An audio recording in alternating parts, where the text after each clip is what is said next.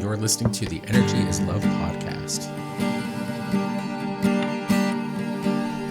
Any questions? It was just a shit show last night, babe. Oh, God, it was so terrible. Your husband did it was exactly supposed to happen. Hey, this is for my benefit, right? Yes. What's the benefit? Yes. It was massively beneficial, and it continued on throughout today, and it's just been amazing. So Sounds pretty beautiful. yeah.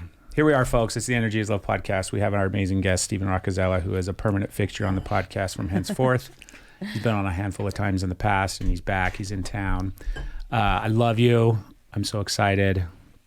Steven and I tried to record a podcast last night, just the two of us. And then the plan was we'd do one later on with the three of us. And turns out that Craig needed some healing. And last night was a shit show nightmare for everybody involved, just you and me. But it was awesome and it's beautiful. And now we're here for the full episode, the episode that's supposed to be recorded. And the other one will never see the light of day.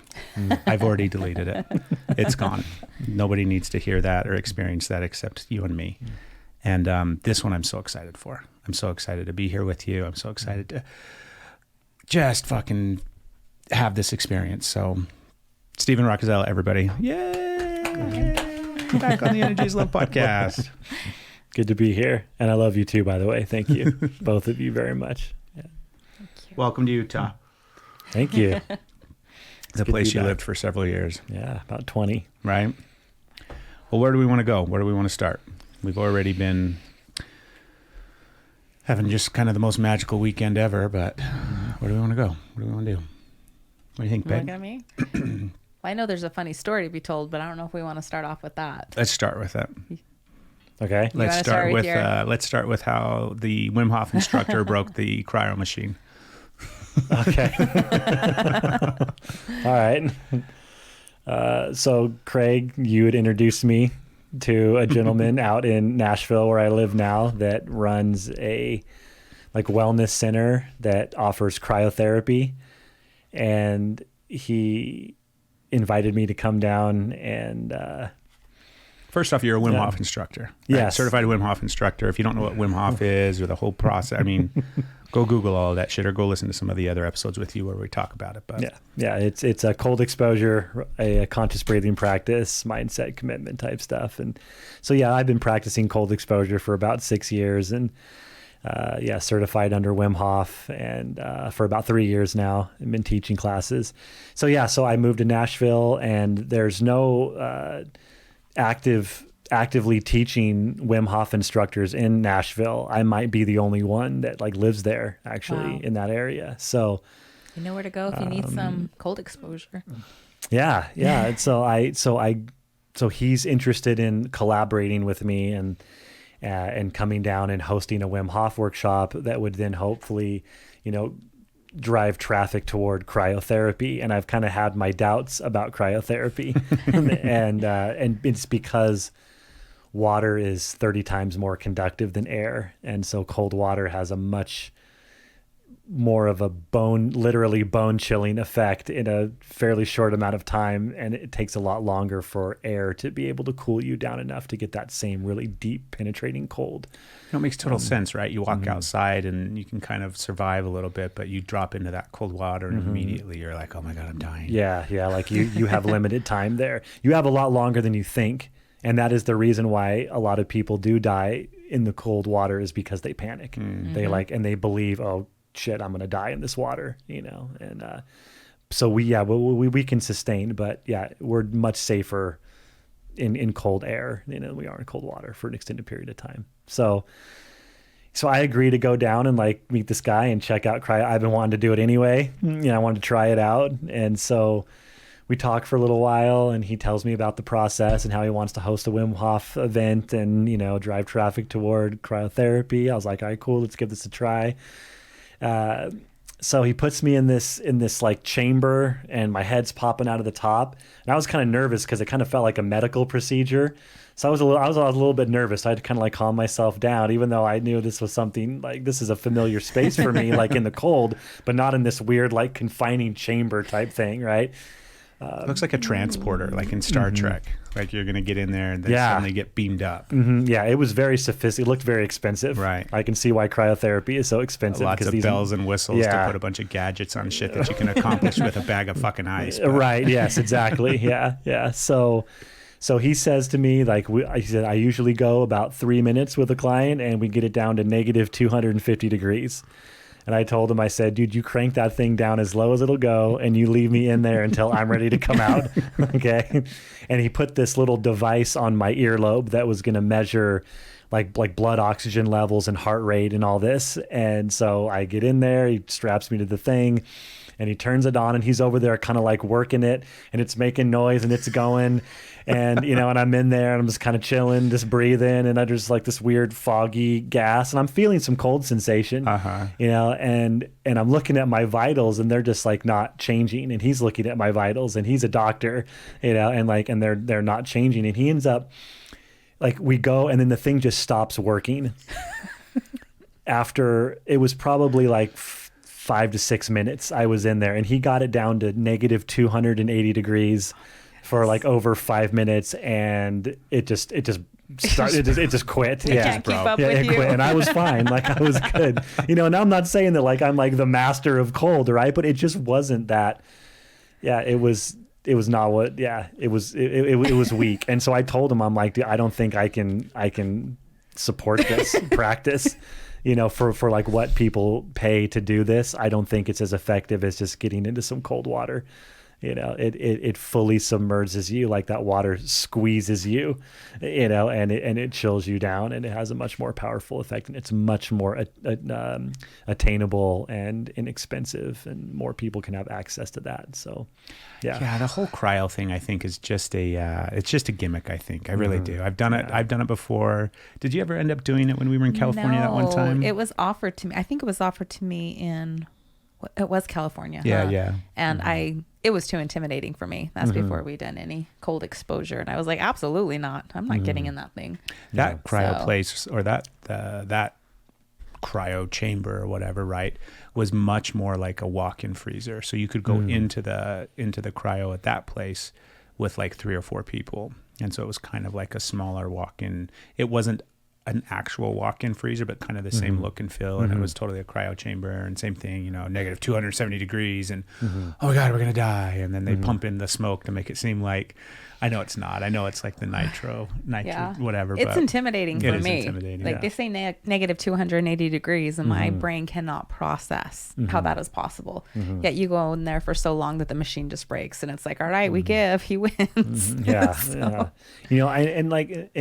And then there might be people that listen to this and be like, well, cryotherapy does work, and so it may, it may. And I think especially for people that, are more fragile and like really don't ever get into the cold very often. Yeah, it might have a little benefit, but you can get that same benefit much, much cheaper. Even like a cold shower is harder. Even a cold shower. Yeah. Especially if you live in a climate where you can get some good cold tap water going. Yeah. It's really, cold showers are amazing. Yeah. Most of the research on cold therapy has been done in full submersion, not in cold showers, but we do know there is some great benefit to cold shower as well. What's the best way to get benefit from the cold shower? How do you get the most benefit from the limited ability that the cold shower itself has? Well, just doing it and then being able to, stay until you feel a shift. Okay. And when I say a shift, I'm talking about going from that, like, okay, this sucks, it's uncomfortable, I can't catch my breath, to like, I'm okay. I got this. I can stay. And you can move around and you can breathe as if you were in a hot shower. Okay. Right. And then you've done it. You've done it. What we do know for sure is that cold showers give you enough of a cold exposure to boost dopamine levels by 250% or more. It's a pretty big boost. Yeah. And a lot of people confuse dopamine as being this, like this reward chemical, like neurotransmitter, but actually it's related to motivation. It's a driver. It makes you want to do things, right? And so if you're a depressed person, like I was when I found the Wim Hof Method, and I was hopeless, and I didn't have the energy or the desire to do anything. And I had enough courage and belief after listening to Wim Hof talk on the Joe Rogan show that I got my ass into that cold shower. And when I got out of the cold shower, not only was I motivated to get out of the cold shower, so I was feeling motivation to do something like, I need to get out of here. This is like really cold and uncomfortable, right? But that was the catalyst for me starting to find a way to tap into my own like pharmacy, like the psychopharmacology or whatever, like the pharmacy that exists in our own body. So I was using dopamine through the cold shower to give me the motivation to then, and the desire to then like, well, I've done the cold shower. Like maybe I'll go take a walk in the sun today. Maybe I'll go try a yoga class. I think I should exercise. Like I'm feeling good. I have energy, like while I'm up and not laying in my bed wanting to die, like let me do something else. And so it was the simple act of taking that cold shower that was giving me the drive and the motivation I needed to start making like bigger changes in my life and start to pull myself out of that depression that I was in. And I didn't realize it was doping at the time, but like that's what it was. So that's a great benefit to cold exposure, just taking cold showers. And then there's some kind of anecdotal evidence, like people say that by taking cold showers, like they don't get sick as often. But I don't know if there's a lot of data to back that up, where with full immersion cold baths, like there is data to back that up. So when it comes to that aspect of it, is it something that like if I was going to if I was going to do ice baths all the time, which I definitely want to get back into the ice. Do I need to do the breath work in conjunction to get those kind of health benefits, or is just the cold water enough? I know it's always compounding effects of everything, and definitely need to do the breath as well. But yeah. I mean, that's how you're going to get the most benefit. But so how the Wim Hof method really like became a thing was Wim was using the breath work as a way to prime his mind and his body for his next cold exposure, whether that was like some sort of world record he was trying to set or just his daily practice. So when we use the breathing as a way to tap into that sympathetic nervous system. I just gleeked on myself. Gleeked? Yeah, I've never been able to figure out how to do that. Me neither. I've only ever done it on accident. Nice. I remember when I was a kid and everybody was, that was a thing. I could like never a lizard get it. shoot it at you. Yeah. I couldn't do it either. But I can't do it on demand. Oh, I just gleeked on myself. You did it. Wow. Go ahead. Sweet. That's a big moment. You just did something new. We got to celebrate. Yeah. So Wim's doing this stuff. He's doing the breath to prepare for the ice. Yeah, so he's using the breath to prepare for the cold exposure. And like part of that was tapping into adrenaline, which temporarily like dulls pain. Like if you've ever been in a fight, it's like maybe an hour after the fight, you like start hurting in places where you didn't know that you got hit, right? And that was adrenaline, you were feeling it. So you use the breath to tap in, to dull pain, to get yourself focused and ready to do this cold exposure. But if you've been doing cold exposures, at least on a semi-regular basis, the breath work is really never necessary, but the cold exposure will be much more tolerable, if you've done some of the breath work to prime, but it's not necessary. And there was some recent studies done with the Wim Hof method where they broke down, there was that big endotoxin study that Wim did several years ago where he was injected with that bacterial, like meningitis or something like that. It was E. coli, it was an E. coli bacterial strain, and the purpose of the injection was to induce like a miniature flu, which is the innate immune response, that kind of general inflammation throughout the body.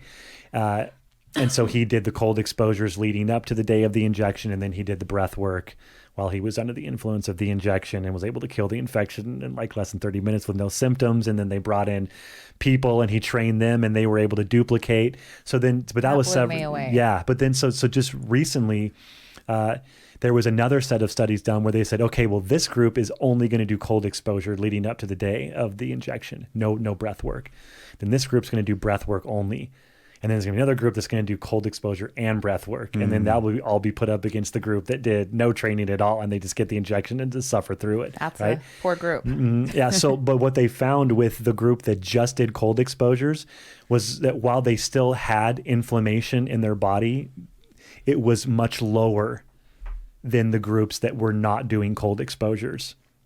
Okay. So even though they still got sick, it was a much like reduced amount of inflammation and symptoms, and it subsided a lot quicker.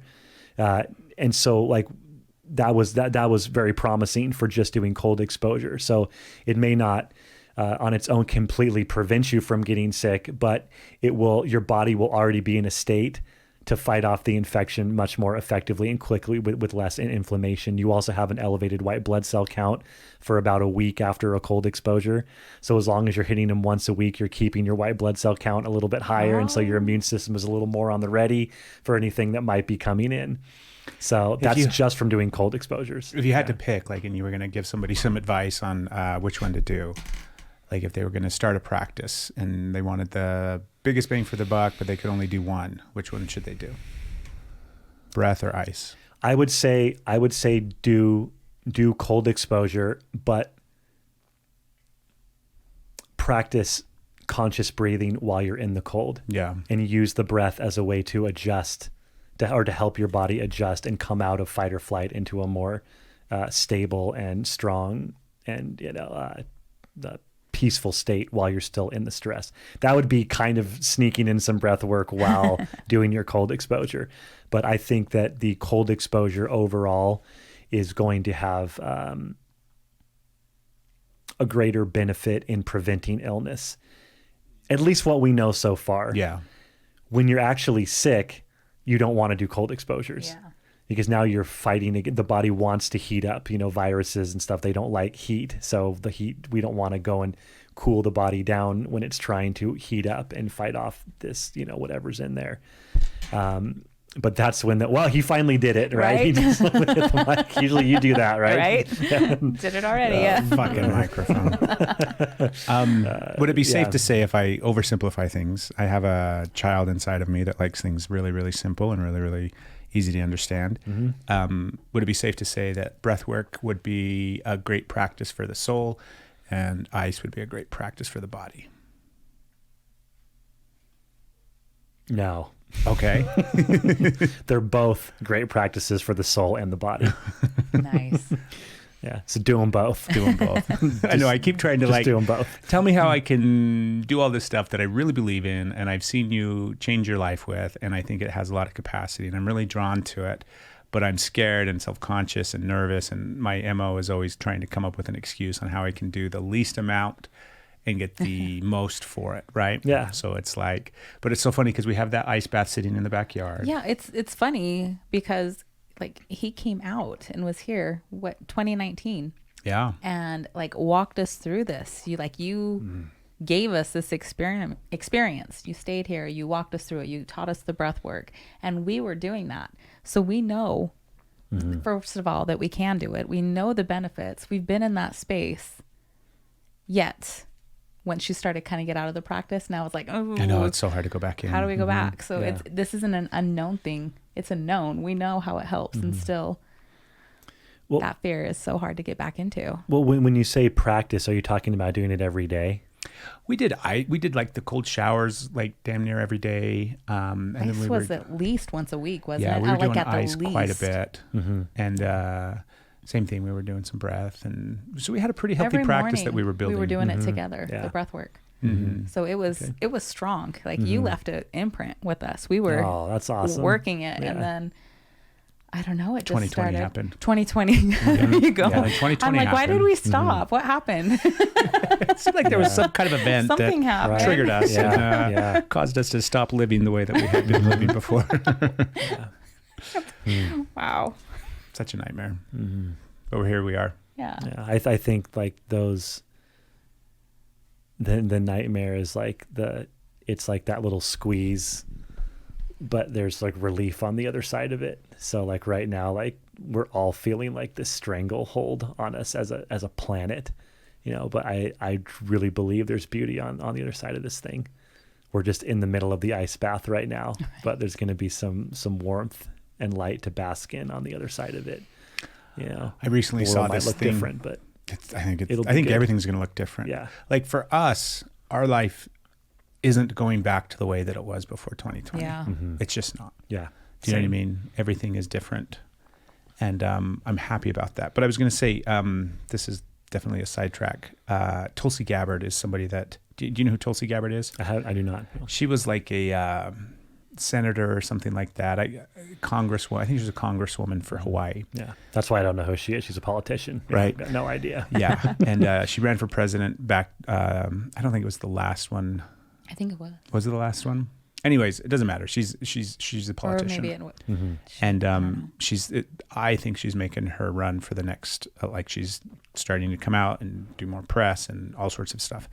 And I saw this clip where she was talking about the gain of function research facilities, or even just not necessarily gain of function, but those research facilities that are funded by the United States that are doing viral work across the globe. Because like the United States funds these facilities, just like the one where COVID came from. And they have one that they're trying to get, it's in Ukraine, and they're trying to basically make a ceasefire so that they can go in and destroy everything that's in that facility before there's some sort of accident because of the war that's taking place, and all that shit becomes, loose.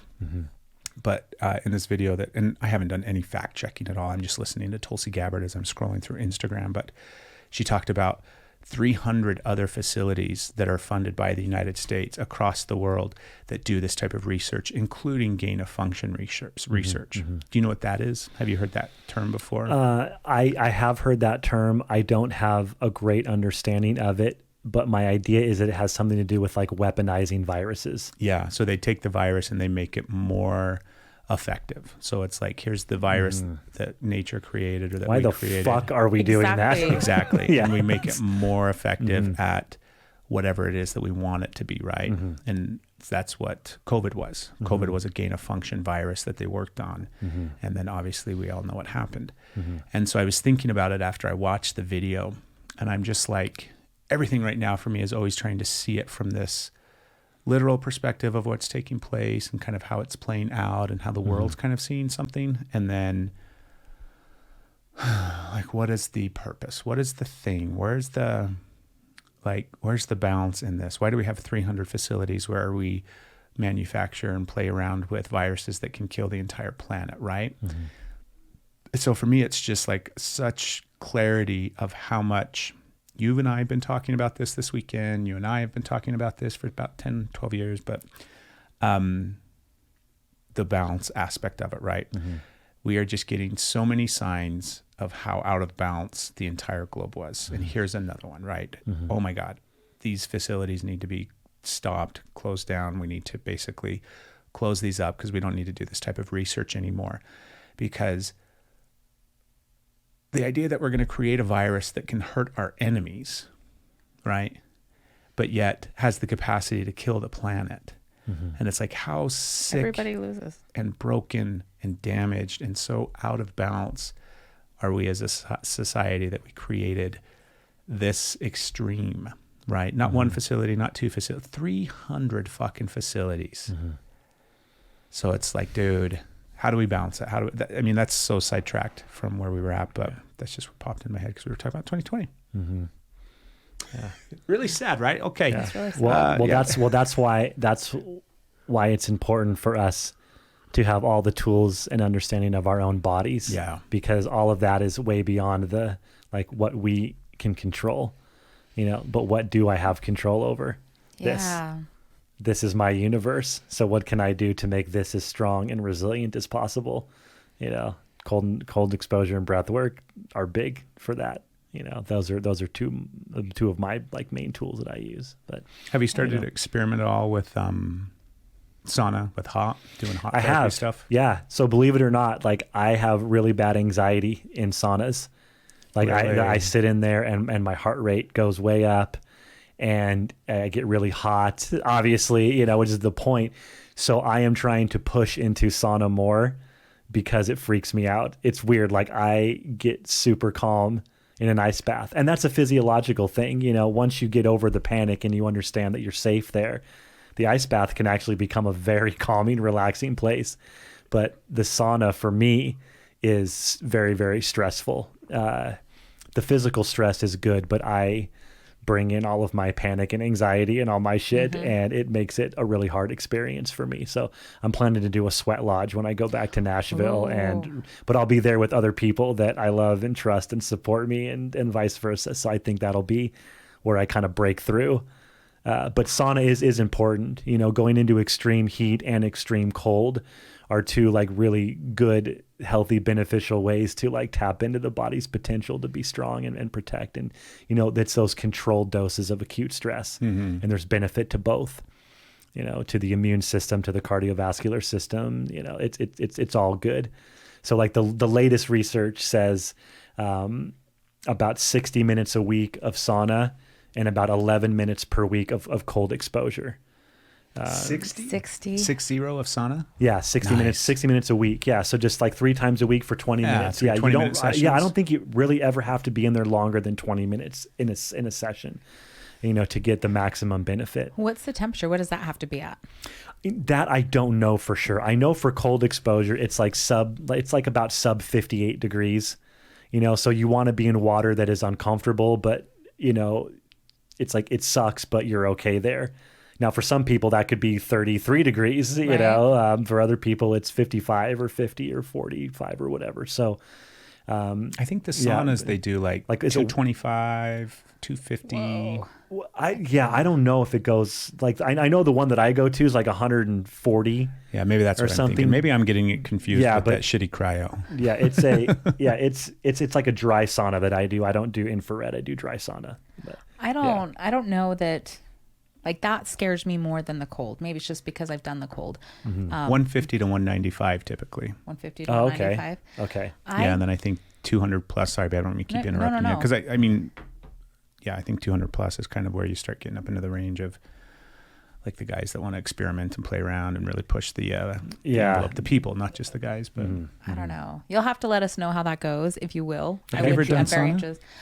Yes, I've done sauna. I've done like the steam baths. I've done just a hot bath, like jacuzzis.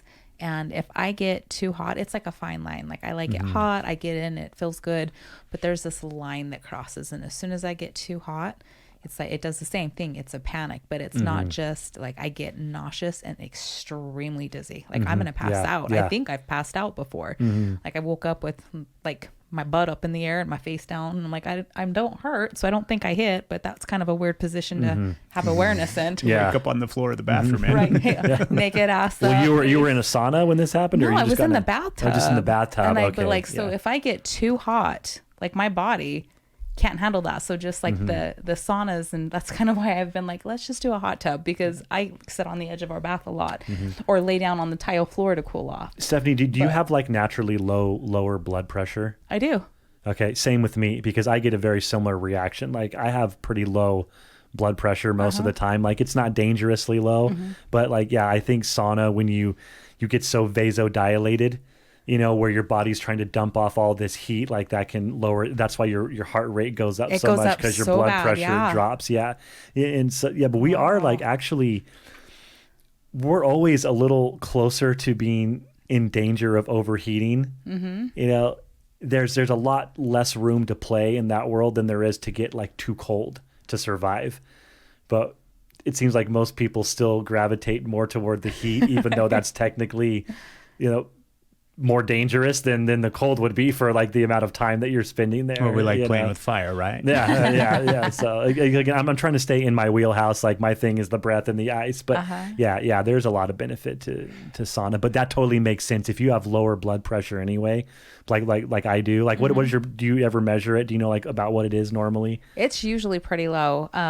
It's not that often that I get it, but I remember it would be like in the 60s and like sometimes just barely over 100. Barely, just like super low, and it would like fluctuate. And so if like the normal, like what is it, like 115 over 80 is I actually think 130 over 80 is now like the new, but it used to be like 120 over 70 was about somewhere in there. But I'm usually barely over 100 and somewhere around like 55 to 65 or something on the bottom number. It's super low. I haven't taken it for a while, so who knows, now that I have all this anxiety and panic attacks, it might be a little higher. But it was always not necessarily low. not necessarily, because sometimes when we go into, for some people, when they go into a panic attack, their blood pressure drops because the body is trying so hard to regulate, to calm you down, that it goes into overdrive, and that's like a vasovagal fainting spell.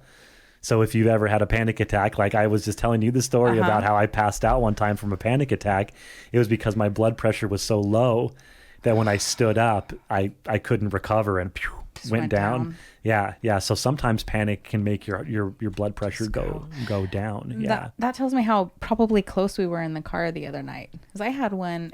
Yeah, that panic attack coming home the other night. Yeah, and it was so stressful because my panic attacks usually are, yes, I get like the extreme panic and the anxious and the flip out, and I know it's just like I don't feel control. It doesn't feel like reality is real. And then I also get the where I'm like, I know it's okay, it's just panic, but where I get such extensive chest pain that goes in the arms and the jaw. Like it tells me like all the things, like you are having a heart attack, you are dying. I know exactly how you feel. I get the same symptoms. That sucks so bad. But I haven't had one where I had that feeling like I was getting dizzy, like I was going to pass out.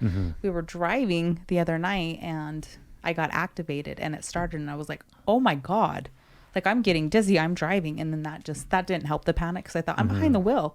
Am I going to pass out? So my anxiety level went extreme. But that was the first time that I'm so activated thinking about that. I don't even remember where we were. I'm like, I almost passed out while I was driving. It took me back there. So I'm sorry. I lost my train of thought because I got reactivated.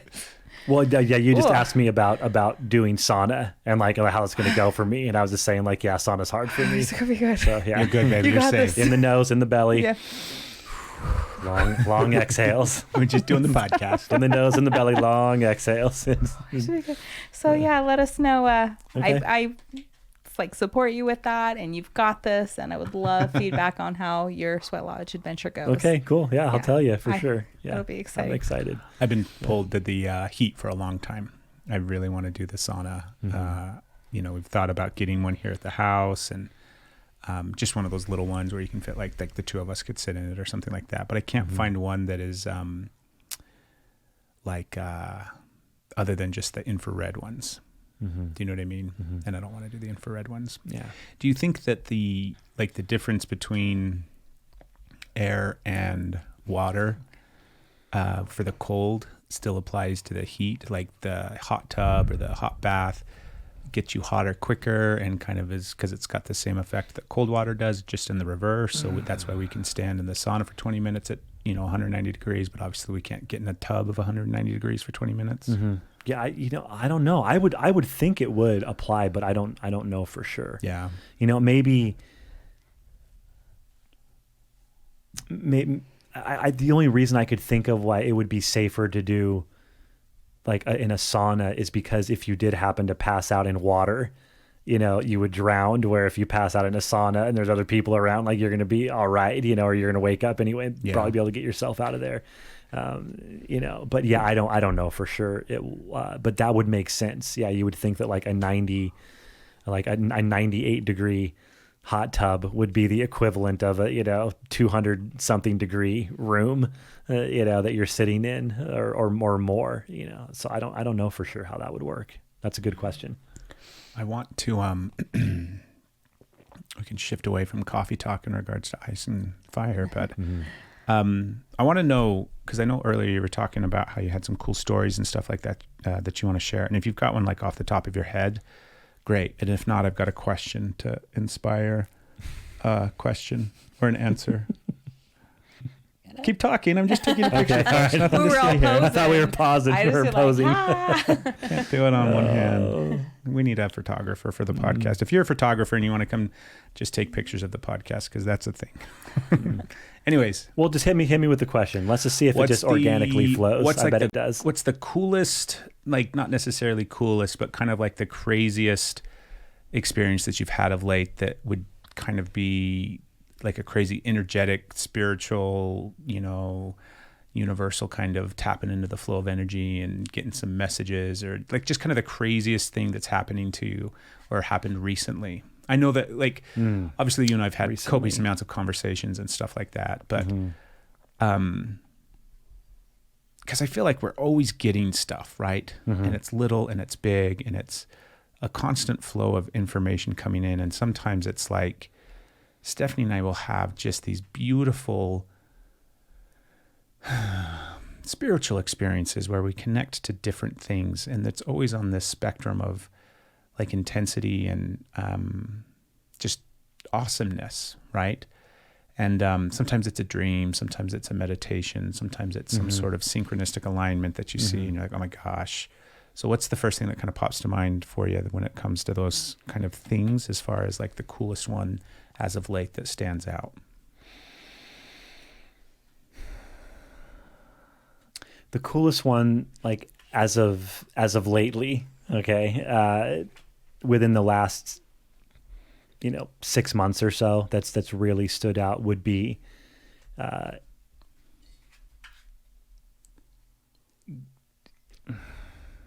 don't even know how to start the story. It would be an interaction with my son that led to a big career change and just a huge blessing coming into my life, and like moving more into my purpose work. And that would be the one, I think. Let's hear it. Okay. So when I had moved to... Hold on. Oh, yes. Before we go any further, do you know what this means? El mejor papa del mundo. I know some of those words, but no, hit me. This was my coffee cup that one of my daughters gave me.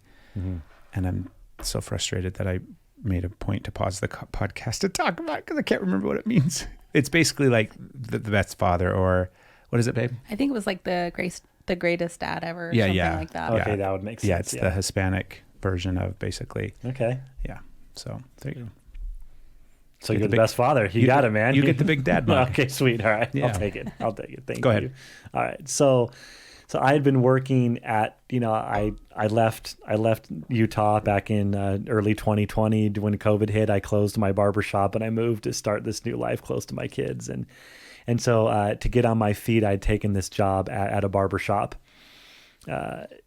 knowing that I was going to be moving into more Wim Hof stuff, but I still needed to go back to what I knew for some steady income until I could get the Wim Hof thing going.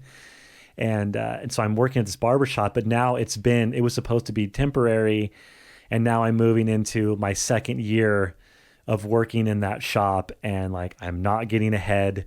I'm working there 6 days a week, and I'm making just enough money to get by.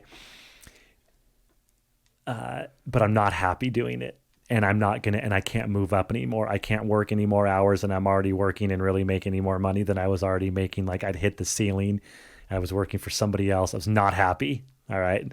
Like, it started out a good thing, but then it, like over time, after being my own boss for so long, I wanted to be doing that again. And I was starting to feel just like I did when I was at the sheriff's office, honestly, where I was like, I'm stuck in this career. Like, I'm not moving forward. I know I can do better. I can do more. I found myself back in this place of like, I know what I'm capable of, but I'm afraid to step out of this spot, because it's like, well, what happens if I step more into Wim Hof, or I do something else and I don't make enough money? Right. So I had been doing some Wim Hof workshops, but the barbershop was consuming most of my time, and I didn't have a lot of freedom with my schedule. So that's where I'm at. And on a Saturday morning, I am on a jog with my 15-year-old son, and he's talking about school and his struggles there, and he's got some anxiety and panic disorder that he deals with as well. He's had a few fairly severe traumatic experiences in his life, and he's been struggling a bit. So I kind of step into my dad mode, and I'm like, well, son, you just need to trust in life, and just, you're at the right place and you're doing the right things. And I'm giving him the spiel, and he literally like stops me. He's like, Dad, it's like, I love what you're saying right now. Like, it's very inspiring. And like, what you're saying reminds me a lot of the dad that I knew that left law enforcement and became a barber. He said, but like right now you're full of shit. My 15-year-old told me straight up, you're full of shit. I said, okay, right son, why am I full of shit? Like, you have made this claim. Now I want you to articulate it. Okay, tell me why I'm full of shit. He says, because Dad, like, I know that you're miserable where you're at your job, and you are not taking your own advice. He said, like, if you were going to be authentic and live your truth like you're asking me to do, he said, you would get in the car right now and you would drive up to that barber shop and you would get your shit and you would quit. And I said, all right, let's go. I couldn't argue with him. Like, there was no stepping into this, well, son, it's more complicated than that. Right. There's bills, there's this, there's that. Like, I have a lot of responsibility. I was like, no, like, you're right, son. You're right.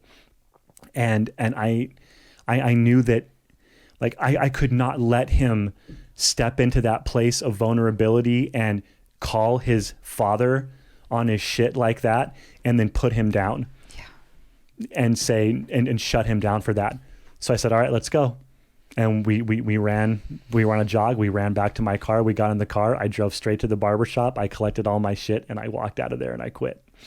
Wow. Yeah. It's like that. They were not happy about it. You know, luckily I had another friend that was starting a barber shop that would be, then he was willing to just let me come in and pay like a booth rent.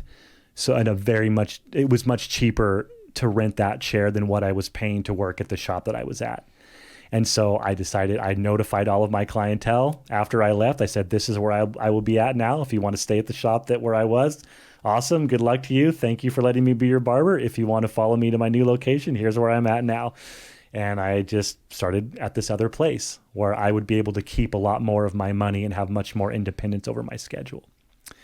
So that same week, I get a call from a gentleman who had been to one of my Wim Hof workshops, who was a counselor or a licensed therapist at a treatment center in downtown Nashville. And he said, I want you to come down and meet my boss who runs the treatment center and tell her about the breath work that you do and the Wim Hof Method and see what she thinks. Because I think that apparently they needed someone to do breath work. Their person that had been doing breath work for them at the treatment center had left. And so they needed that person. And so they called me. And now that I'm at this shop where I have complete autonomy over my schedule and I'm not beholden to anybody telling me when I have to be there and I just have a fixed amount I have to pay, I was able to just take the time to go down there and meet with the owner, or not the owner, but the manager of this treatment center. And I ended up picking up a job teaching breathwork classes. And now I've been doing that for several months, and it has supplemented the income that not only I am not getting at the barbershop, but I'm able to do it doing what I wanted to do, which was do more Wim Hof and like breathwork type stuff. But had I not listened, go ahead. How beautiful. Keep going. Yeah. So, but like, had I not listened to my son, right? Like, I would not have gone and quit when I did at that barbershop, you know, and it was because of that decision. I really feel like life needed me to step in and trust and open up some space for then something new to come in, because I'd been saying ever since I got here or to Nashville, I was like, I don't want to be a barber forever. Now that I don't own my own shop anymore, like I want to phase out of this work and I want to step more into, you know, breath work and Wim Hof and stuff like that. And it was like, but then I'm saying that, but then I'm working 6 days a week at somebody else's barbershop. Yeah. You know, so it's like, life's like, well, how can I give you what you want when you're not giving me the space to do that for you? You know? And so at least that's my interpretation of it. So that was just the timing of all of that. And, you know, it was a really powerful experience, you know? And I think it was a great moment. What a great experience to share with your son, right? Yes, exactly. Yeah. To get him to witness it and to watch it. And then you can share like, hey dude, guess what? Like I got this other gig and this thing. And like, this was the thing that I needed to hear. And you said it to me and it kicked me in the butt. And now I'm back on the path where I need to be. Yeah. I mean, like, how often does a 15-year-old get to take credit for his father's career change and success? Right. You know, it's pretty powerful. Very. And like that lesson that gives him and how his courage to jump, and whether he does it now or whenever, he's going to see that. He's like, I get to jump. I'm supported. I get to choose me. Yeah. And he gets to know that, hey, like my intuition is correct. Yeah. I can trust the decisions that I'm making, and that I have value and my opinion has value even as a young kid. That's beautiful. Yeah. Oh my goodness. So that was a great one. Yeah. If you were going to try to really great. that is beautiful. If you were going to try to not just explain intuition, but kind of like teach somebody about it and how to recognize it and how to feel it, where would you start?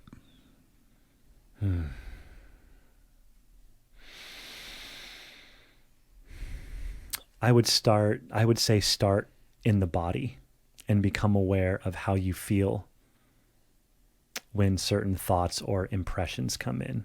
How does it make you feel? I think that would be the first place to start, is getting an understanding of how your body feels. When you're considering a change, or when you're in a room and you're trying to feel the energy of the room. What is this tuning fork? What is this receptor of all of this? Sense telling you. And getting a relationship with that, I think, is the first, and getting out of all the reasoning and the, logic and the what ifing and the bullshitting yourself into like not trusting that feeling that you're feeling down in your body.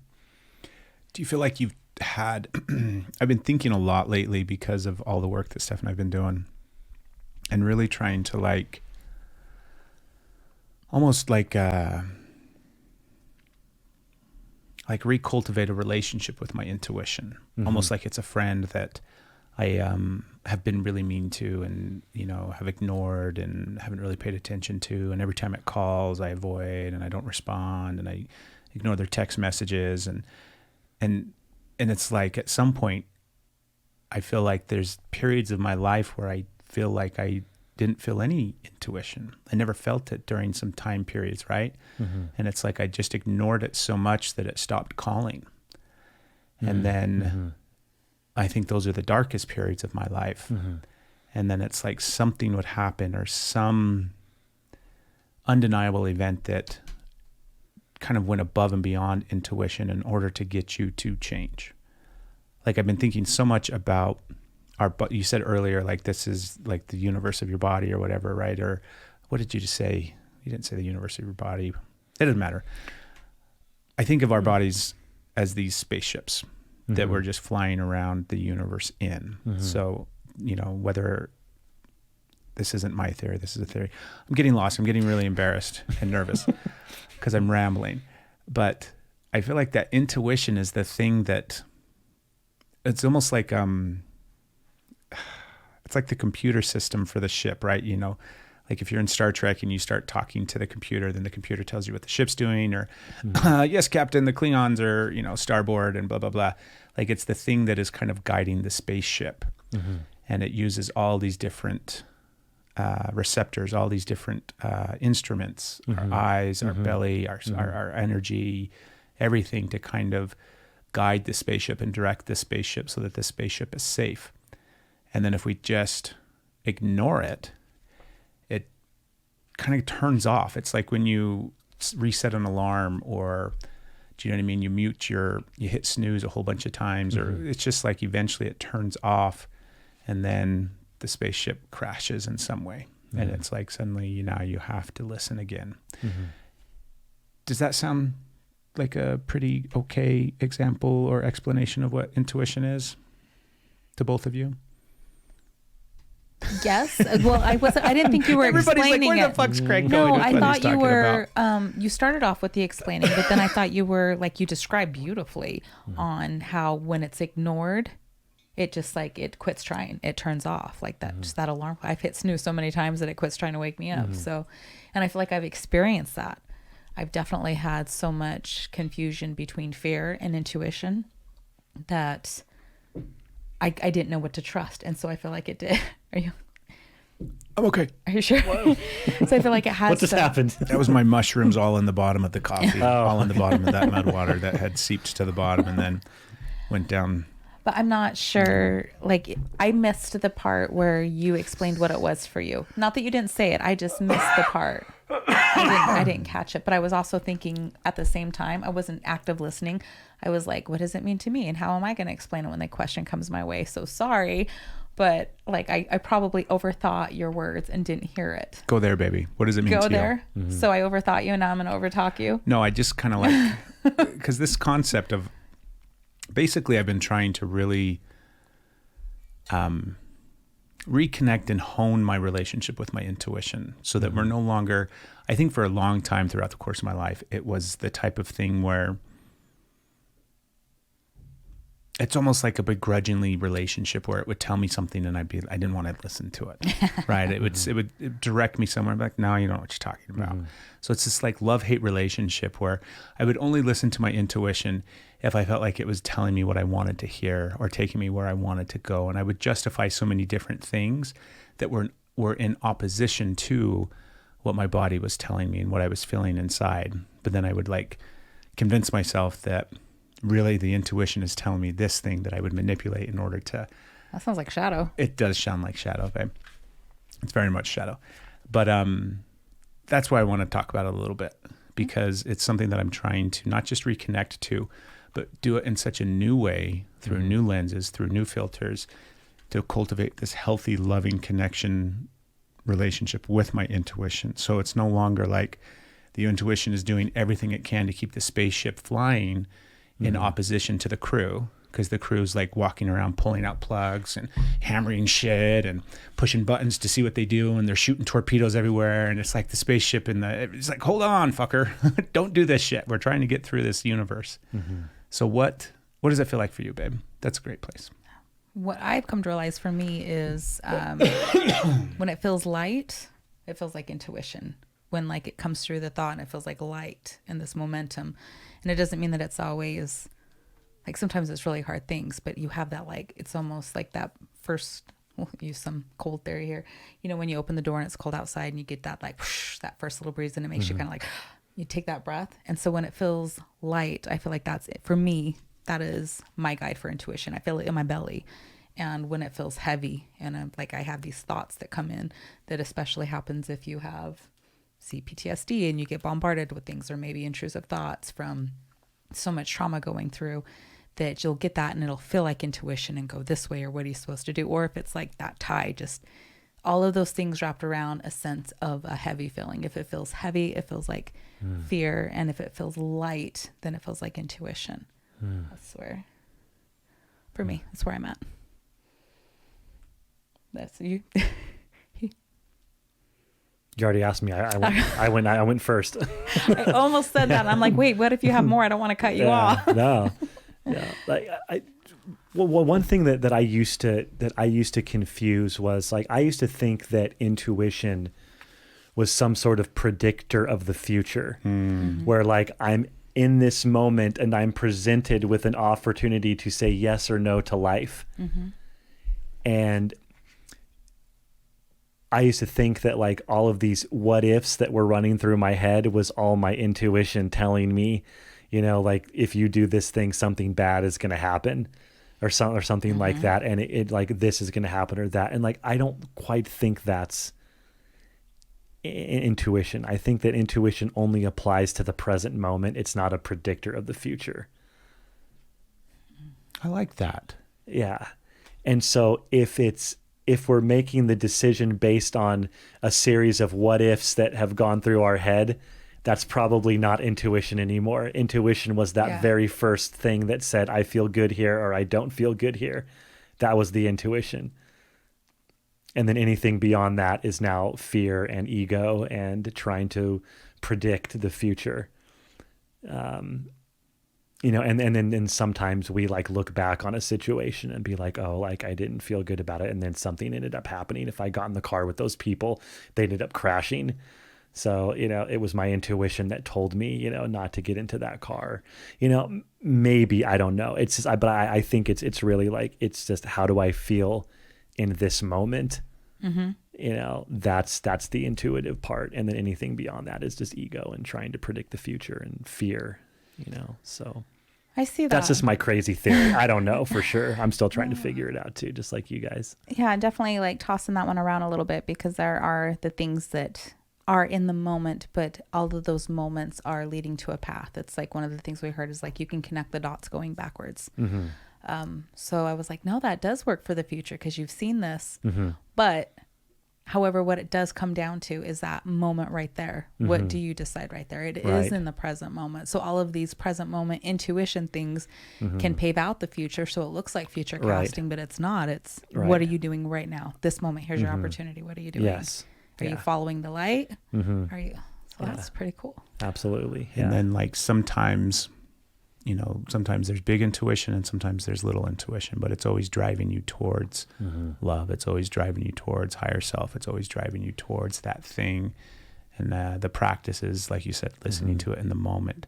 Because if you do a bunch of little intuition, like listening, and you follow the path, then it feels like oftentimes it leads you to these big moments where you really have to trust because you're in the moment and suddenly life is presenting a left or a right or an up or a down, or it's giving you the opportunity to make a really big life decision. And because you've practiced listening to your intuition and all these present moment experiences, now you have the opportunity to kind of step up to the big show and practice it like in really big life-changing experiences. I like that a lot. That it's more about the present moment. So much of my intuition is driven to tell me where to go, where am I headed, what's coming, help guide me to where I need to be. And I love that you just bring it back to, no, it's just here for the present. It's just recognizing that this is what it's telling me to make a decision about right now and where it's guiding me right now. Right. Yeah. Yeah. And it's like, I don't think intuition is ever wrong. Intuition is never wrong. So let's say that you make a decision in the moment and you end up crashing and burning. Who's to say that wasn't what was, it's always what is supposed to happen, right? That's all beyond us. Like life knows exactly what it's doing all the time. But let's say that something doesn't work out the way that we thought that it should. Well, it's like, God, like I listened to my intuition, but yet it's still this business, like it didn't work out. This thing fucking crashed and burned or whatever. That's exactly what it was supposed to do.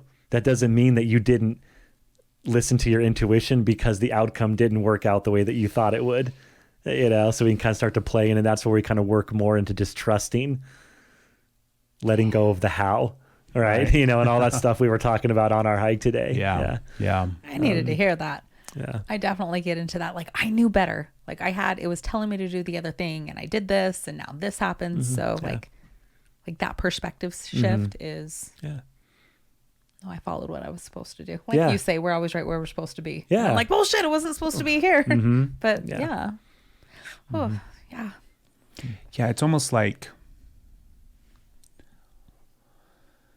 if I keep extrapolating this out further and further and further in my mind, it's like, if we're always right where we're supposed to be, and if intuition is guiding us, even when it feels like we make the wrong decision, then maybe intuition is an illusion.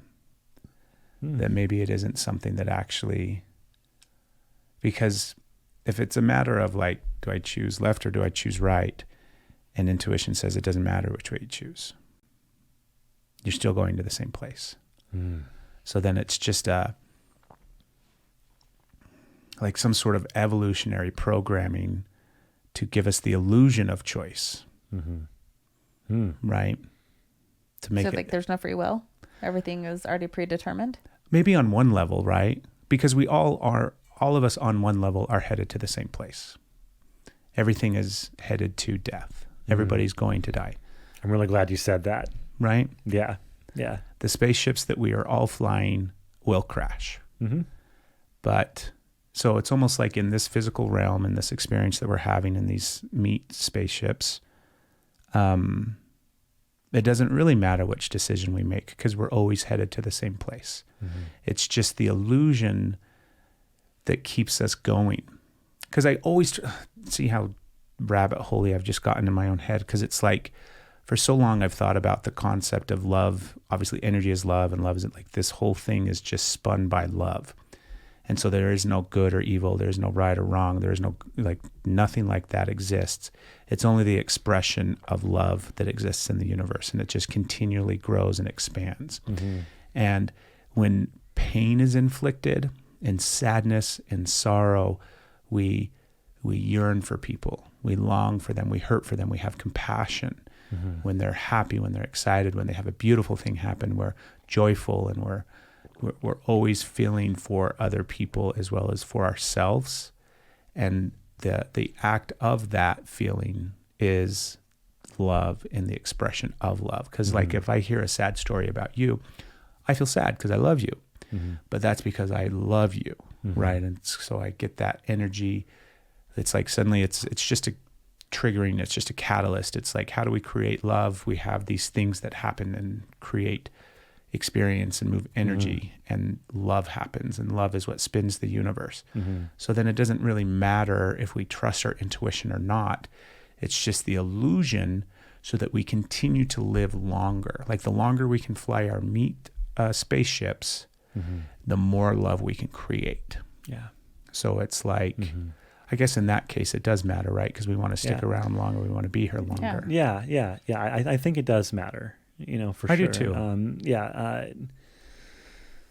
I think there is choice there. And I think outcomes are not predetermined, but it's like maybe the ease of the ride and the quality of the ride will be much better the more we're just listening to that present moment instinctual, prompt, so to speak. Yeah. But this actually is like bringing up this is a good segue into something that I wanted to share with you guys. Let's hear it. Because this will be a great, like we can work with this whole idea that we're on right now down this rabbit hole of intuition. So this is a dream, another one of my crazy dreams, right? So when I was going through the process of becoming a Wim Hof instructor, I'd signed up and I'd already gone through the first couple, like the 2-day training, the advanced module, and I was waiting to go through like the final week of training. Somewhere in the middle there, I had a dream one night that I was at some kind of like house party, and I'm in this backyard, and there's a swimming pool, and there's music playing, there's people jumping into the swimming pool, and there's people floating on these like pool float toys, but everything is made of ice. So this is a big giant like ice bath. Nice. All right. It's a swimming pool full of freezing cold water, and there's people are sitting on floating chunks of ice and diving into the water and drinking little drinks with umbrellas. It was really weird, right? But then up in the sky, there was like this weird, like kind of swirly, purpley, grayish, psychedelic-y looking thunderstorm where there would be flashes of lightning and thunder, and it's like rolling in closer. And so I'm seeing this in the sky, and then I'm looking at this party happening. And like, I remember in the dream, like I dove into the water and I kind of swam through the pool, and I'm in this ice water and it feels good and I'm comfortable there, and I get out and I'm just kind of taking in the scene. And then I start to kind of look around, and there's a house. I walk toward the house, and I walk into the house, and I can hear music and laughter. And I like walk up these stairs, and I go down this hall, and I come into this like big kitchen area, and there's Wim Hof sitting at a table with this big funny hat on, and he's like telling a story, and everybody's laughing. And I wake up from the dream laughing, which has only happened to me like a couple of times in my life where I wake up. Has that ever happened to you guys? Like just like wake up giggling? I don't think I have. Happened. It's Have you pretty had that? fun. I have Yeah. happened. So I ended up getting up and writing the dream down. It's like the middle of the night. I was like, this is important. I'm going to write this dream down. Yeah, so I write it down. So back into reality, I finish up my academy training. And when I completed that week of training, I was invited to come out and help teach at this huge Wim Hof event that was happening a few months later in San Jose. So Wim Hof was on another world tour, and he was coming to the United States, and he was putting on an event in San Jose, California, where they were expecting about 1,200 people, and they were going to put 1,200 people through an ice bath. And Sports Illustrated was there. Real Sports on HBO was doing a documentary about a section about Wim Hof, and they were there that day filming for it. And so like I was there, so I got invited to come help teach at that event. Cool. Yeah, it was amazing. So I got to go, and there was about 30 or so instructors, and some of them had come in from, different parts of the country and different parts of the world. And, like I was lucky enough to be, in that group. And so we put on the event, and it's amazing. And Wim is there, and he's crazy and doing all his stuff. And after the event is over, Wim Hof's like daughter had gathered up all the instructors, said, hey, like we're going to have a little party just to celebrate everybody. We, you know, just so like after the event is over, we're going to go and we're going to do our thing. And this is the address, the Airbnb where we're staying, you know? So I remember like pulling up to this house in an Uber and there's like this thunderstorm rolling in. Yeah. And like I walk into the house and I walk down the hall into this kitchen. There's Wim Hof with this silly hat on telling a story and everybody's around him laughing. So what's that? Can I go first? Yeah, please. First of all, like how amazing that was, like confirmation of being where you're supposed to be and that you future cast, you saw that dream. Mm-hmm. What I was getting when you were telling, which kind of like feeds into that, is like that was like that huge thing, the joy that was coming, the unity, the community that was brought, and the power with the ice, the power with the water that you were getting. And then when you saw the storms are powerful. They generate power. So you had this like purplish going, which is another, it's like you're being led, it's powerful. So it was coming in where you were led there is like that's your power. You're going to find your power in the ice. And just like that joy that came. And then when you walked into your dream, you walked into your power. That's what I feel. I think that's amazing. Yeah, thank you. That was beautiful. I never thought of it that way. Love that. Thanks. Thank you. Yeah. Steph and I love interpreting each other's dreams. Okay. And so oftentimes we'll have like, she'll wake up and, I mean, literally we've been busy doing a lot of shadow work. So it's kind of like fallen to the wayside, but we kind of have a practice of waking up and, you know, how'd you sleep? How you feeling? Did you dream anything? And sometimes it's no, and then we just kind of move on. But if there's a dream, it's like, was it a dream or was it a dream? And if it's like a dream, then it's like, everybody shut up. It's, you know, it's like a put phone down, pay attention, focus. Okay, baby. Yeah. Let's go. What you got? Because then it's just listening. And it's like, she tells me the story of her dreams.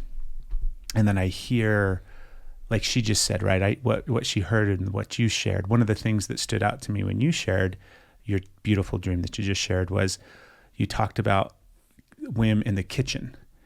And it was like, what's the kitchen oftentimes of a home? Like oftentimes the kitchen is like the hearth, the home, the heart, right? It's the center of the home. And it's like where so much love exists oftentimes. And it's kind of got this thing. So that I thought that was cool. That's like kind of not the only thing that stood out to me, but yeah, we love it. Like we love just hearing, and then whatever, sometimes her dreams will not trigger in a bad way, but it'll just spark something in me.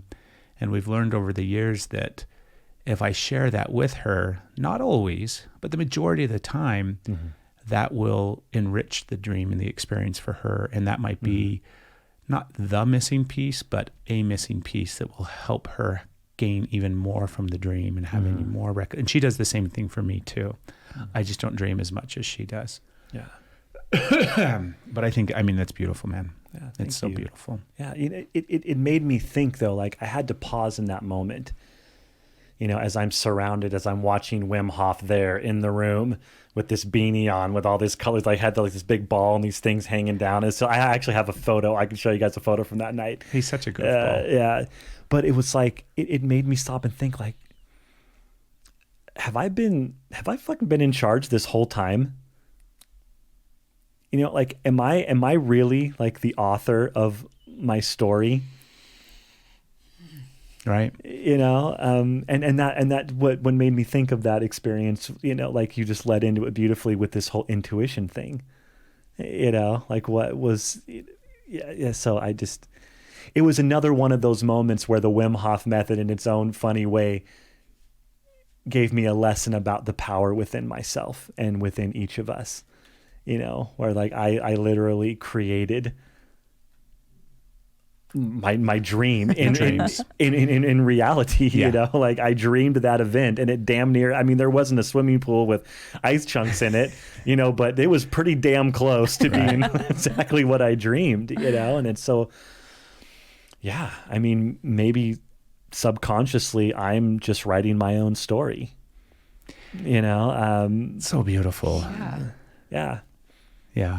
Maybe I chose everything that I'm going through. Could be. Could be. Does that still allow for free will? Are you talking like Yeah. from the beginning, like, you know, you have all the agreements laid out before and then you come down and play it out? Or are you just talking about? I don't know. I'm just throwing some shit out there. I'm asking you guys, what do you think that was? You know? Yeah, I mean, it's, but yeah, like maybe, I don't know, maybe we did have some choice here, you know? I don't know. Like, do you guys ever hear that like little Alan Watts piece about dreaming? Is that familiar to you? No. Like, I'll give you a very rough version of it. Like, he gives this, he's giving a talk, and this was a piece of a talk, and I'm going to do a terrible job of like reciting him. You know, I'll never do it that eloquently, but he talks about the yin and the yang, and like the dark and the light, and how if everything was just blissful and perfect all the time, like we would be bored to death, and we wouldn't appreciate any of it, because there would be nothing if that's all we ever knew was just bliss and peace all the time, we wouldn't even know that that's what we were experiencing. Right. It wouldn't exist if there wasn't this other element, right? So he's going along that line, and then he starts to talk about how if we had the power in one night to dream an entire lifetime, and we had complete control over that lifetime. So I could go to sleep and dream out 75, 90 years of life and do exactly what I wanted to do and be exactly what I wanted to be and live out every fantasy and have it be exact and have complete control over my lifetime. Like, eventually I would get bored with that, and I would say, okay, tonight I'm going to go to sleep and I want a surprise. I don't want to know what's going to happen next, right? I don't want control anymore. I want something different. And then we'd start to go down that route. And then eventually, within the infinite possibilities of lifetimes that we could dream, maybe we would dream the life that we're living right now.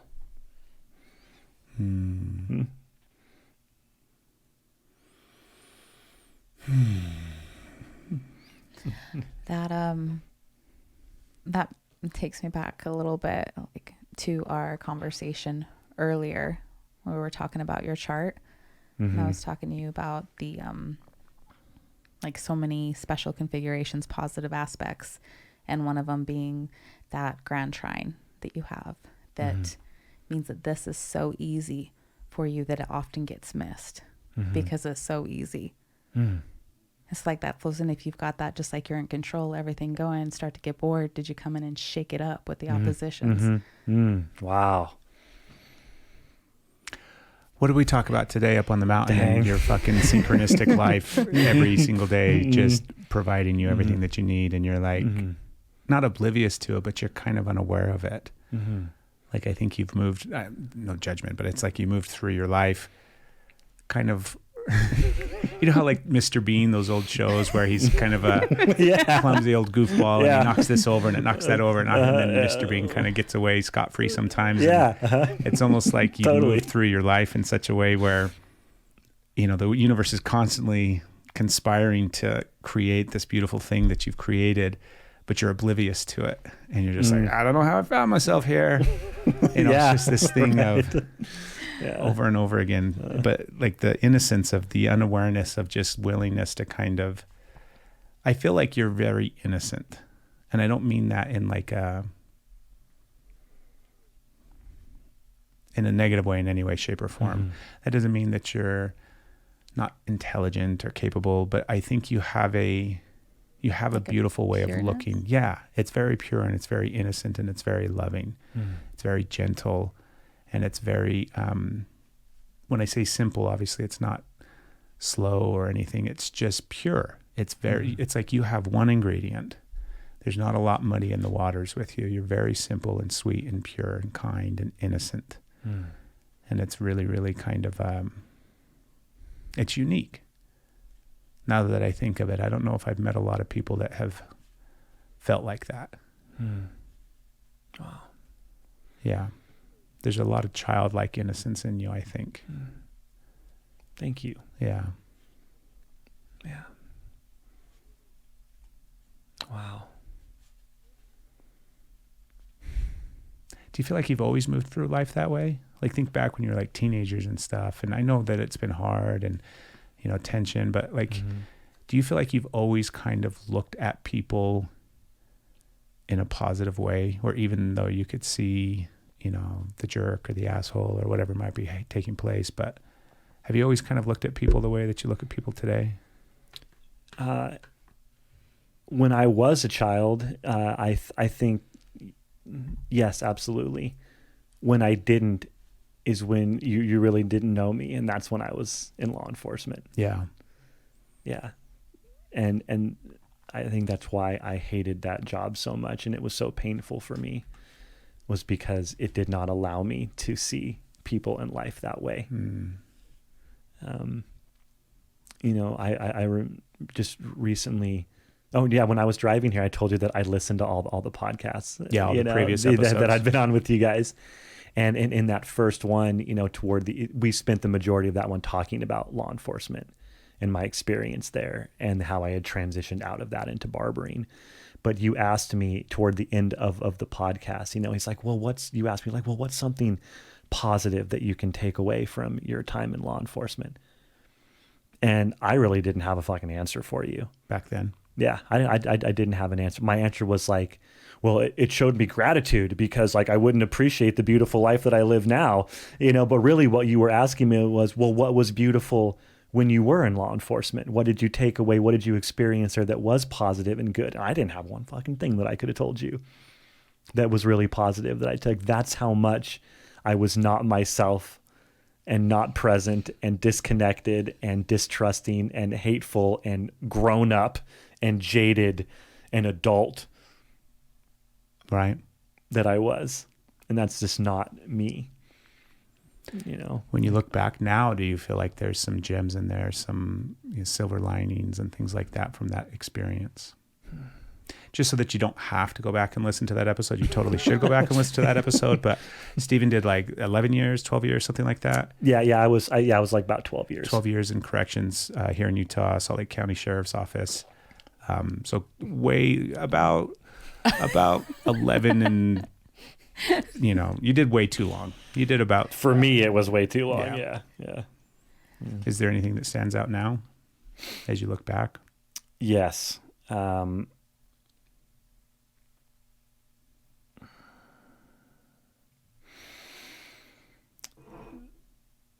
bonds that I made there, like the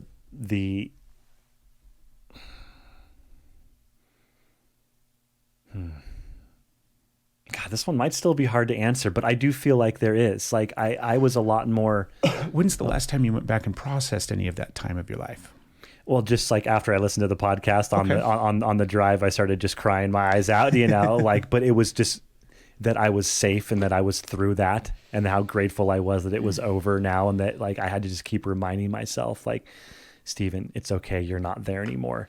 Because as I'm listening to myself talk about it and certain experiences, where I talked about like some suicides that I had been on and things like that and some violent stuff.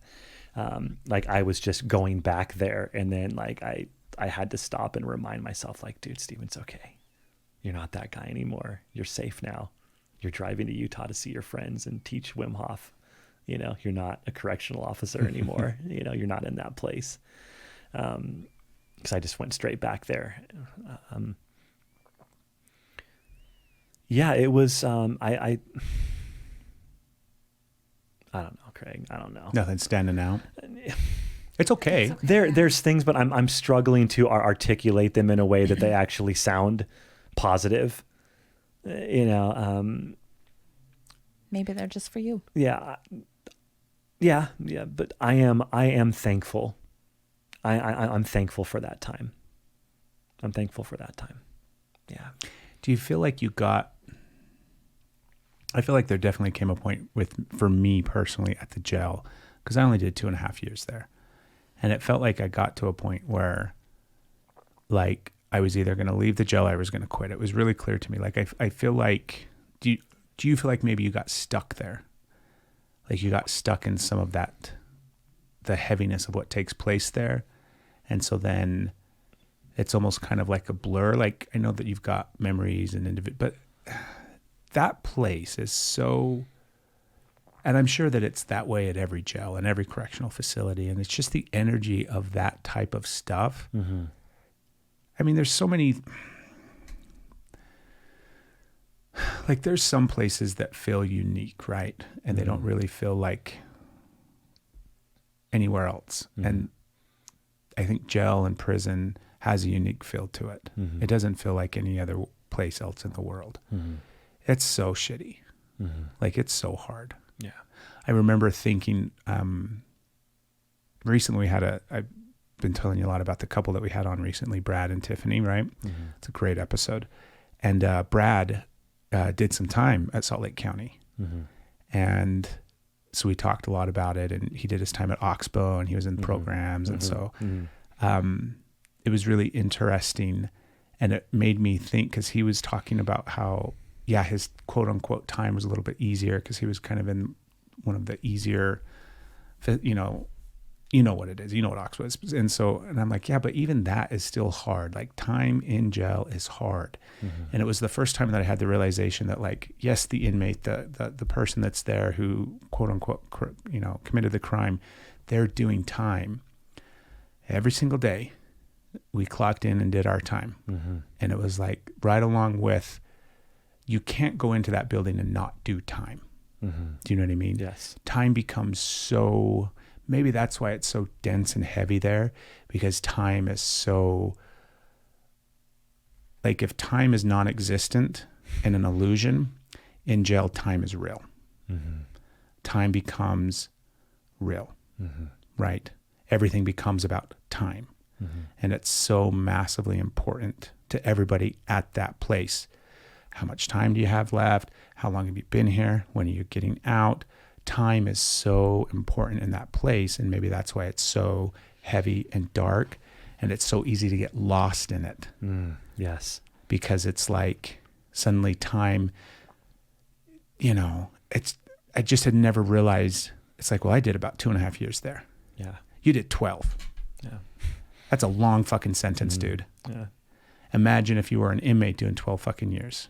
Mm-hmm. Like how different of a person you're going to be after 12 years, right? You go in a completely different person than the way that you came out. Yeah. And that 12 years is a long ass time to, I mean, literally you did 12 years in jail. Yeah. I had friends there at the jail that actually had on their cell phones and on their computer on their like desktops, they had timers, days, hours, minutes, years till their retirement. So they could retire. The fuck kind of a life is that? Right? It's like, okay, I'm going to sign up to do this job where as soon as I start, I'm already counting down the days till it's time to finally be fucking done. Yeah. Yeah. It's such a dark place. Mm-hmm, mm-hmm. Yeah. Yeah. I think the way that I've been able to create a life where what I do for a living also feels so much like play and fun, I think that's really helped me tap back into that more innocent child, like when part of myself is because I'm playing a lot more often now. When you're a kid, you don't think about time. Yeah. Time is non-existent when you're a child. Yeah. Like there's so many times, there's so many incidences where we call Asher and it's time for him to come home. Mm-hmm. And he's blown away that, what are you talking about? I have to come home now? Mm-hmm. And he's like, what time is it? I'm like, it's time to come home. Like, you've been there for 7 fucking hours, right? We told you we were going to come get you at 6 o'clock. And he's like, oh, because time has just disappeared. Yeah. Because he's just playing and hanging out. And I think about when we do this podcast, there's so many times where like time just stops. It's gone. We're just in this conversation and it's like, oh my God, I always have to kind of keep track of time, and I don't actually have to, I choose to, but it's like, maybe time is the thing that, I don't know. I guess I don't think it really serves a purpose. I think it's what we've convinced ourselves, right? Because if like the guy that's, clocking in and counting down the days until he can quit and retire and be gone. And I mean, you're so intertwined and interwoven, and it's like you've blended your life with something that is an illusion. You've made time something that is concrete and real in your life, but the reality is time does not exist. So you're taking something that is imaginary and you're trying to force it to become a reality by all of the things that we do, clocks, watches, times, sentences, whatever it is. But the disconnect is, that's why, I mean, maybe if you focus your life around time, those are the moments in your life when you're in the most disharmony, because you're so disconnected from reality. Because in reality, time does not exist. So maybe the gel was the illusion. Maybe those experiences where time is so integral to the existence and survival of whatever's taking place, that's the illusion. That's the really hard thing, because you're so committed to an imaginary thing that doesn't actually exist. Yeah. I had this funny this funny thought coming into my head as you're saying they're talking. I'm thinking, like, what if we lived in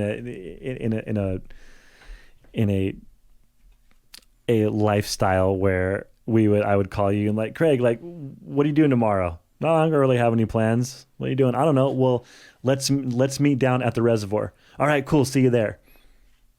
That's it. Right. And then, like, I show up at the reservoir and, like, you're not there. But if I'm present, there is more than enough going on for me to be in complete bliss and wonderment and joy until you show up.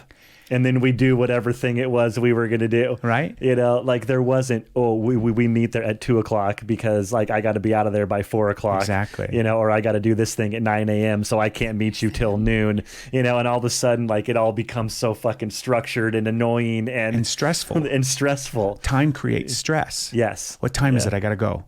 What time is it? This podcast is over. Oh shit, it's 9:45. We got to go to bed soon. Yeah. Time creates stress. Is it really 9:45 already? Yeah. Holy shit. And so yeah, like, if we were able to live our life free from time, think of how stress-free that would be. Yeah. If you never thought about, like, oh shit, I'm running out of time, or I've got so many things to do. I had this realization recently, and now this is bringing it up. Now's the time for me to say this thing. Steph said this one maybe recently, or I don't know. No, we heard this one on the workshops that we're doing. There's a time and a place for every teaching. Oh my goodness. I'll have all these epiphanies and then I write them down talk about them on the, do you remember it, babe? No. Come on, sweetheart. You wrote it on your list. Oh, maybe we can't find time to do the things we want to do because time isn't real. So how often do we say, I remember you saying that. Yeah, just as soon as I get done retiring from the gel, or, I want to do all these things, but I just don't have the time. As soon as I have the time, as soon as I have the time, I'll live out my dreams. Well, you're stuck in a concept and a reality that is an illusion and it doesn't exist. Yeah. You're never going to live out your dreams if you think you don't have the time to do it, because the reality is time doesn't exist. Right. Yeah. So maybe that's the big contention point of all stress and content. Like, maybe that's the problem in this place, meaning this dimension and this reality, is we're so wrapped up and stuck around this concept and idea of time. Yeah, and it so relates to, like, what we were talking about again, like, while we were out hiking around today, about death, and how, like, in our culture and society, we, like, kind of push it off as this thing that's going to happen someday down the road. And since I'm not going to die anytime soon, like, I don't have to live fully in this moment because I can do this other shit to prepare, and then I'll still have some time to live it before I actually die. Exactly. And so maybe. Yeah, because, like, you're saying that like time doesn't really exist. It's an illusion. Yeah. But the thing that is real is death, right? And we don't know when that's going to happen. Right. So maybe that's what makes time have some sort of significance, is that it's a way of trying to measure out. Yeah. What happens, like, what we do before we die. Well, I think that's the reason why we fear death, is because of time. Hurry up and get everything done before you die. You're not going to have enough time, oh, this person's on their deathbed. Now they have to hurry up and rush because they've got to take care of everything that they should have done and have those conversations that they should have had. And you're running out of time. And so we're always stressed and pushing and fearful, when in reality, death is not scary in the slightest. End of a cycle. Right. Death is not something to fear because it is not an ending. Right. Yeah. Right. So time literally, like, I'm doing a little bit of mind blown for myself right now because Blow your mind. I just really I love chasing some of these things down and kind of grabbing a hold of them and seeing, show me what you got. Help me understand this. I want to understand time and the concept of reality. And because I really do believe that like, it's just not real. Mm-hmm. Do you know what I mean? Yeah. We could take our watches off. I could turn this off so that I didn't see how long we've been recording. We could eliminate the concept of time from this experience. Mm-hmm. And we could be sitting here forever. Right. Right? Mm-hmm. There's nothing else besides what's taking place in this room right now. Yes. And so maybe time's the problem. Thinking that we're running out of time, or now's the time. What do you mean now's the time? Mm-hmm. Right? How often do we say, wait, we got to wait for the right timing? The timing will tell me. Mm-hmm. Holy shit. The delusion that we've created around all of this way to avoid living the experience of what's happening to us in the present moment. Mm-hmm. Well, this can't happen right now. Now's not the time. The baby can't be born. Now's not the time. Mm-hmm. All these different things. And the universe just laughs. And it's like, you silly motherfuckers down there thinking that time's a thing, right? Baby's popping out when the baby's popping out. Mm-hmm. Things are going to happen when they're going to happen. I don't know. My higher self just told me in a thing like, now is the time. So now's the time. I used to like, that's not a real thing. I'm like, I don't know. I had a pretty intimate moment last night that now was the time. Now is the time. But maybe that's the universe solidifying to you that action takes place in the moment. Now is the time. So get rid of time in what exists now. Now. All right. Way to bring it around. Just now. I hear that now, which goes back to the intuition, and it's about the present. Exactly. Where we're at right now. Yeah, that listening moment. to that intuition, allowing it to guide you where you're going, and just separating from the concept and idea that time has anything to do with it. Mm-hmm. Bam, bam. Maybe it's time to wrap the podcast. Well, before we do, I want to, Stephanie, I got a question for you. Okay. So on one of our previous podcasts that we did together, it was like labeled like a snapshot. As take a look at the snapshot or something. Is that the title of it? That was the title of it. Yeah. And like the premise was like, you asked me, in like the grand scheme of, in like the picture of my life, like where am I at on that picture right now? And what do I want to see happen next? And then like I talked about mine, and then we went to yours, and then we never got to Stephanie. So I just want to like pose that question to you, like in the picture of your life, like where are you at this moment? What do you want to see happen next? Just to kind of circle it back, and so we're all, Now's the time. Does that question even like make sense still? That. Yeah. And I referenced that earlier today. Like that came up. Oh. Earlier today. Do you remember? Oh my gosh. That's intuition right there. That right? is intuition. So, oh my gosh.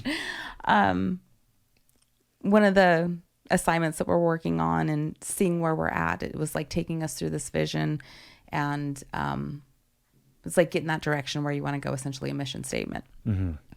And I didn't catch all of it. And I'd fallen asleep during a little bit. And so there was a part where it was like asking, what are you doing?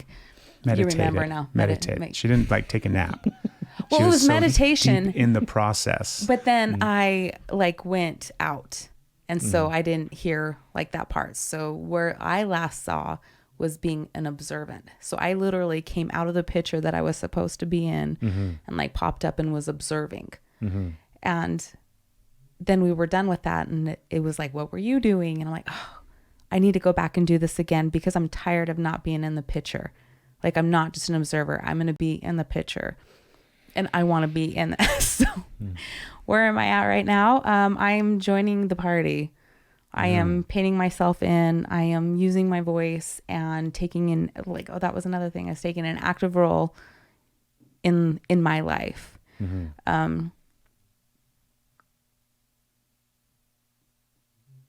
I'm the one holding the paintbrush. So the picture's being created, and I will absolutely be drawing myself into it, into my motion picture. Where I'm at exactly is just, I guess, the creation process. Thank you. Thank That you. was pretty synchronistic. It was like, I remember that, like, oh, I didn't see myself in the picture.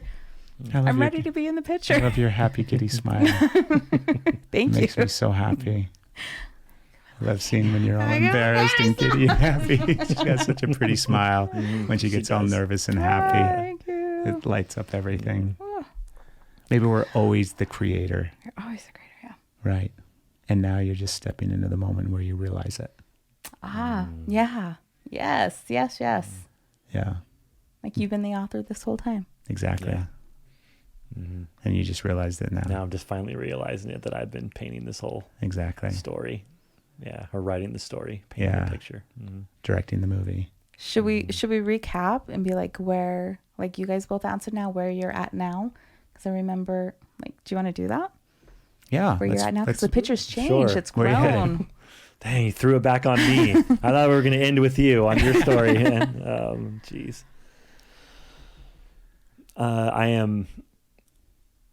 I feel like I am in a place of, I'm being driven by my purpose work, and it feels really, really good. And I still get scared, and I still resist, and I still have panic and anxiety, and I'm in a place where I'm at in the picture is like I have decided to hop on the roller coaster and ride consciously. And now I'm just kind of learning how to ride and enjoy it and not be afraid of the unknown curve or twist or loop that's coming next. I'm learning how to let go and just ride. That's where I'm at in my picture now. Yeah. It's scary and hard and painful, but I'm learning how to just ride. It's big wave riding, bro. Because I deserve it. I deserve to ride this ride and have fun doing it. Yes, you do. Yeah. We all do, but I'm talking about I Yeah. need to convince myself that I deserve it. Yeah. It's beautiful. Thank you. Thanks for asking. Thanks for sharing. You're welcome.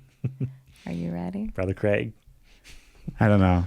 I'm scared. You got this. I'm going to push stop. We're done. No. recording. No, he's getting out of it.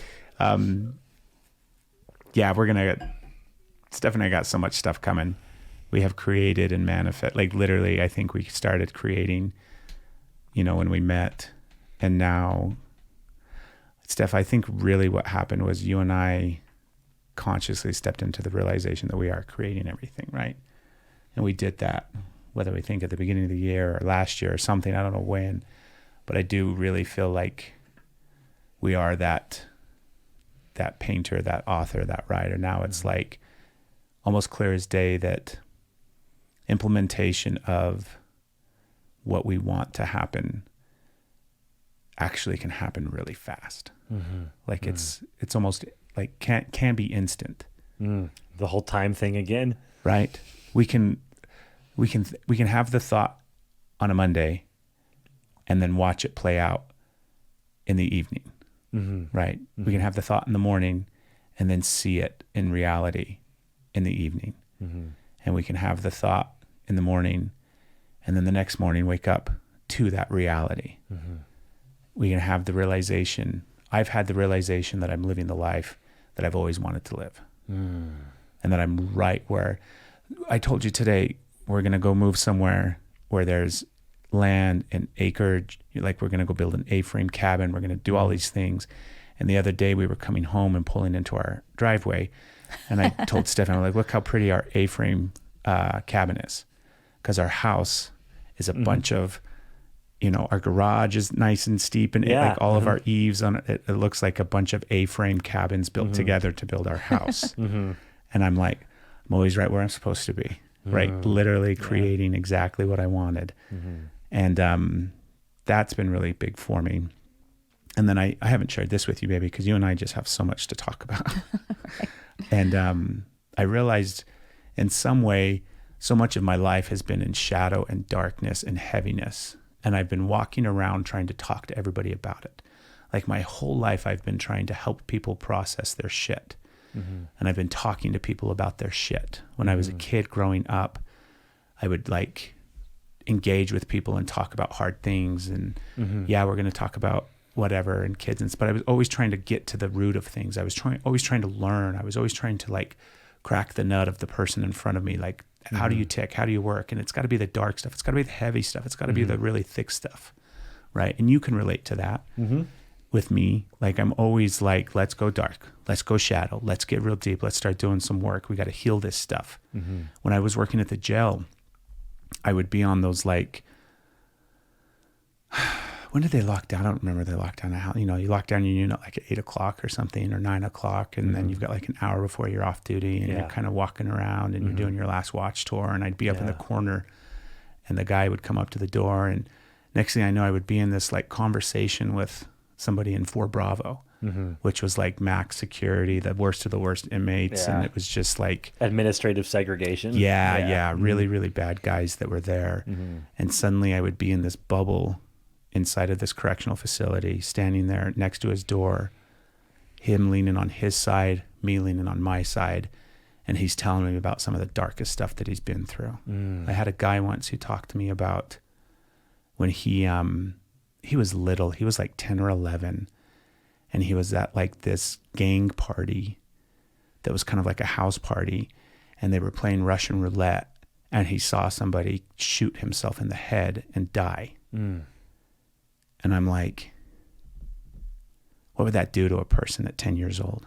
Right. And it made perfect sense why now, fast forward 20 years later, he's on that side of the door and I'm on this side of the door. Right. Because of what he experienced and what he went through. So like, so much of my life has been walking around trying to talk to people about shadows. I want to learn about your shadow because it helps me learn about my shadow. And so much of my life has been in shadow and me trying to figure it out.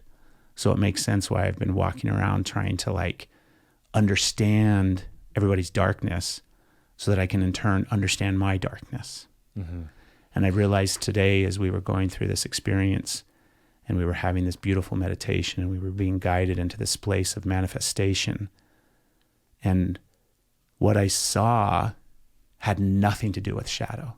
What I saw was joy and laughter and light and play and music and just like absolutely harmonious love that can be created between people and just can just be marinated in and soaked in.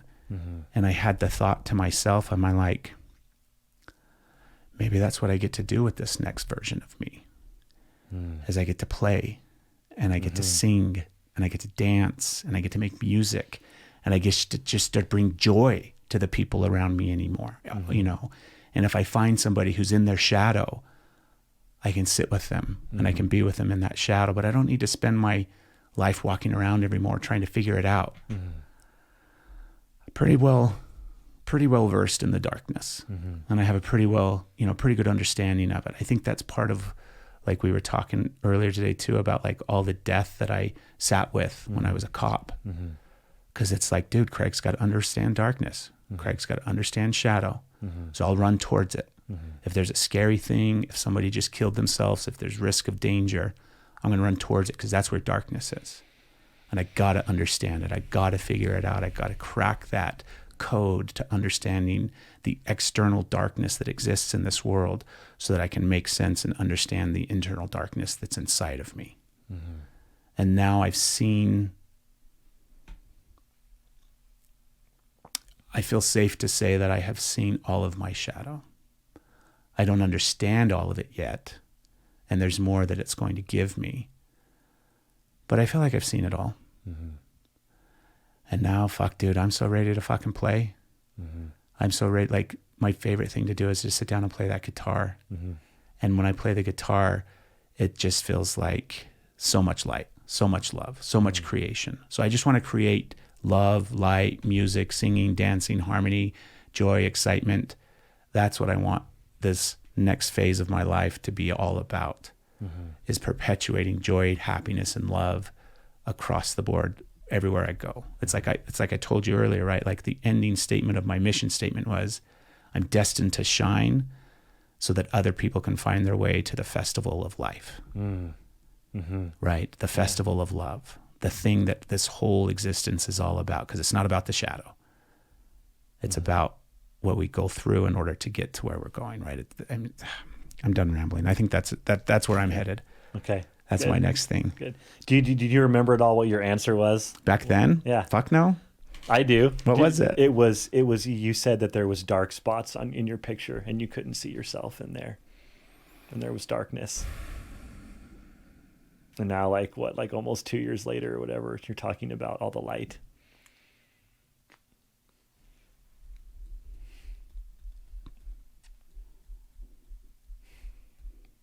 Yeah, I'm pretty happy. I don't have a lot of darkness anymore that I can't see. Pretty ready to play in the light. And I still want to help people that are in the shadow. But I feel like I can do it now from the light. Yeah. You know, I was wandering around in that darkness, lost myself. I don't know how to get out of it. I don't know where the fuck we were going or what was going on. So yeah. Beautiful. Thank you. Thank you. You're welcome. Thank you so frickin' much for showing up, for doing the podcast, for being such an amazing friend, and such like words to describe Steven: innocent, loving, kind, courageous, brave, humble, vulnerable, beautiful. Leads with an open heart. Yeah. You're such an amazing man. Thank you. Thank you both so much. Thank you. Energy is Love podcast. Yeah. If you want to come freeze with Steven in Tennessee, or if you're anywhere across the country, no matter where you're at, and you want Steven to come lead a breath work, Wim Hof, if you want to hang out with Steven Roccazzella, how do they find you? You'd find me at on Instagram, Ice Life Tennessee. It's ice_life_TN. WimHofMethod.com. I have my instructor page on there. You can hit me up on my email, Ice Life Tennessee, all spelled out, all one word, at gmail.com. At Gmail. We got you a link tree on your Instagram now. So. Yes, I have Linktree now. I'm learning technology today. Exactly. So yeah, it's getting all set up. It's squared away. Thank you so much, dude. Very welcome. This will not be the last time that you're on the podcast. You're welcome to come back anytime. And I'm so excited to see what you do. I'm so excited to see what we all do. I'm just really fucking excited for our life. It's so cool. Thank you. It's an honor. Right? Thank you for allowing me to be on here. Like, I do really enjoy this experience. And thanks for taking the time to share your life with me too. You're welcome. I'm grateful for you guys. Thank you. Anything else, baby? That's it. Let's go to bed. It's like 10 o'clock. We gotta get the fuck out of here. Sweet. Yeah.